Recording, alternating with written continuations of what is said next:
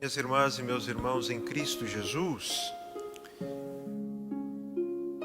a igreja fundada, querida e amada por Cristo Jesus, segue a sua missão, a missão evangelizadora, a missão de levar a boa nova da salvação pregada pelo próprio Cristo para todas as pessoas. Podemos dizer, meus irmãos, como uma verdadeira barca que vai singrando pelo mar, numa travessia que tem como fim o outro lado da margem, que é a eternidade. E nessa barca estamos capitaneados por Pedro. O próprio Cristo, fundador da igreja, nos acompanha. E somos protegidos por Nossa Senhora. Seguimos em frente e, acompanhando os evangelhos dos últimos domingos, nós vamos lembrar que, passada a euforia que os discípulos e as multidões estavam passando devido à experiência que fizeram de Jesus, que havia multiplicado os pães e os peixes, e depois Jesus que havia caminhado sobre as águas, os discípulos fizeram uma experiência profunda de fé diante da dificuldade. E na dificuldade, obviamente, a confiança em Jesus.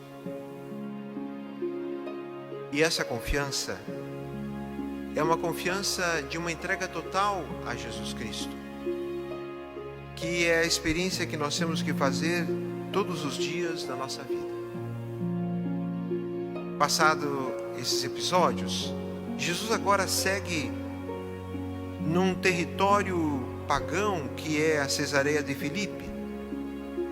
E nesse caminho Jesus pergunta para os discípulos: quem dizem os homens ser o Filho do Homem?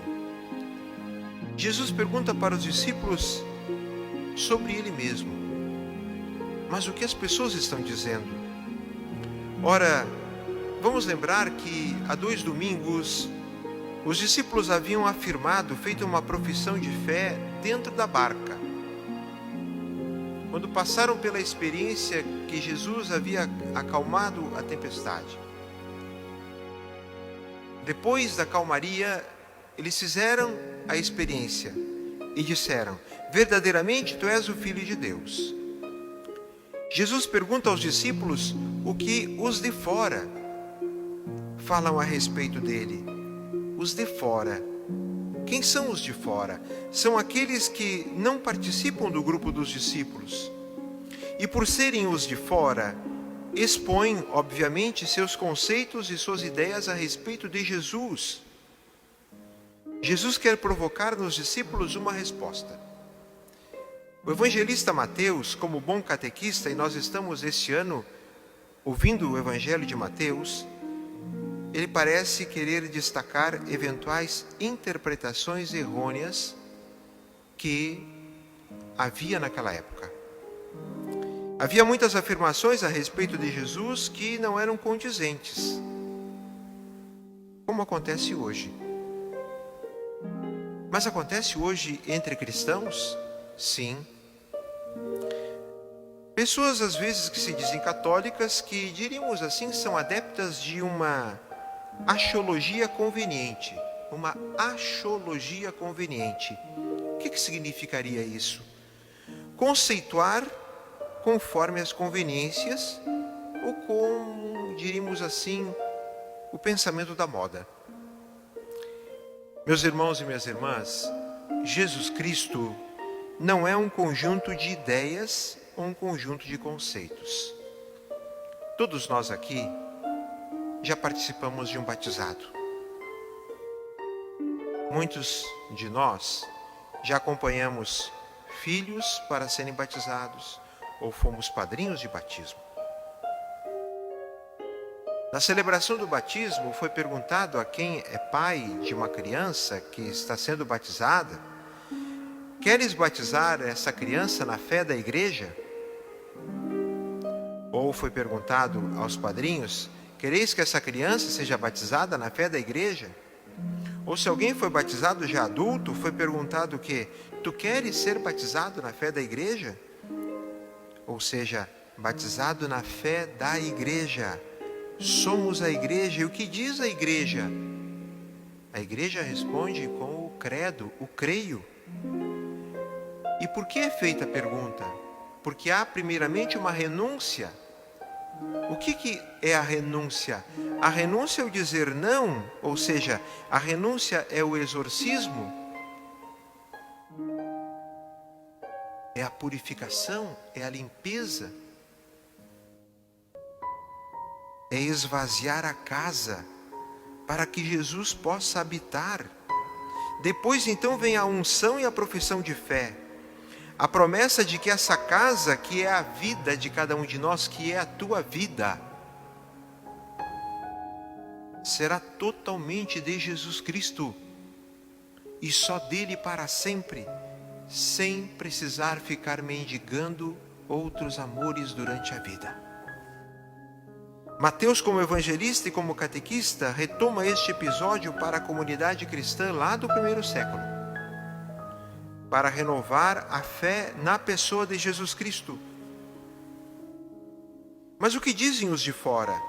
Como nós ouvimos o Evangelho, uns dizem que és João Batista. E por quê? Porque Herodes dizia que Jesus Cristo era João Batista ressuscitado, mas ele havia degolado João Batista. Outros que era Elias. E por quê? Porque era venerado entre o povo e, como tinha sido maravilhosamente arrebatado para junto de Deus, aguardava-se a sua volta como precursor do Messias. Outros ainda que era Jeremias. E por quê? Porque este gozava de grande estima e em torno de sua vida havia muitas lendas. Mas aí então Jesus olha para os discípulos e pergunta: e vós? Quem dizeis que eu sou? Agora era a vez dos discípulos responderem. Os de dentro aqueles que estavam dentro da barca anteriormente, ou seja, os que são a igreja, agora respondam. O que dizem os discípulos sobre o Mestre? Aqueles que convivem com ele. Pedro se adianta e, como porta-voz do grupo, responde. Um só dá a resposta por todos, expressando o entendimento pessoal e da totalidade dos discípulos. Pedro professa que Jesus é o Messias, o Filho de Deus vivo. Meus irmãos e minhas irmãs, quem convive significa que encontrou o Senhor, ou melhor, foi encontrado por Jesus como ovelha desgarrada, ou apática, ou acomodada no rebanho. O encontro com Jesus não é uma experiência ideológica ou daquilo que eu acho a respeito dele. Quando alguém é discípulo apenas de ideias a respeito de Jesus, quando alguém se entende discípulo de uma axiologia conveniente, não consegue ir muito longe no segmento, logo desiste. Quando nós não fazemos a experiência do encontro verdadeiro com Jesus, nós parecemos aquela pessoa encantada com vitrine de lojas de um grande shopping center, em época de Natal. Ficamos pulando de vitrine em vitrine com encantamentos. E saímos completamente vazios depois de pouco tempo. Por quê? Porque enchemos os olhos, mas não enchemos a nossa vida. Jesus ressalta que esta resposta de Pedro é fruto da graça de Deus antes de tudo, não de mera capacidade humana. Por isso que Pedro é bem-aventurado, por isso que Pedro é feliz. Somente quem está aberto à graça de Deus é capaz de compreender isso. E justamente sobre Pedro, aberto à graça e não obstante a sua condição de pecador, Cristo edificou a igreja. A comunidade de fé, a comunidade dos discípulos, Pedro é a pedra, a rocha. E recebe a missão de ser pedra, de ser rocha da igreja. Recebe o poder das chaves. E assim então nós entendemos a nossa missão como igreja. Nós somos a comunidade dos discípulos de Cristo Jesus. Aqueles que se deram conta do encontro com Ele. Por isso temos a missão de anunciar de dentro para fora. A comunidade que anuncia para fora quem é Jesus Cristo. Somos profetas, porque anunciamos a palavra do Senhor.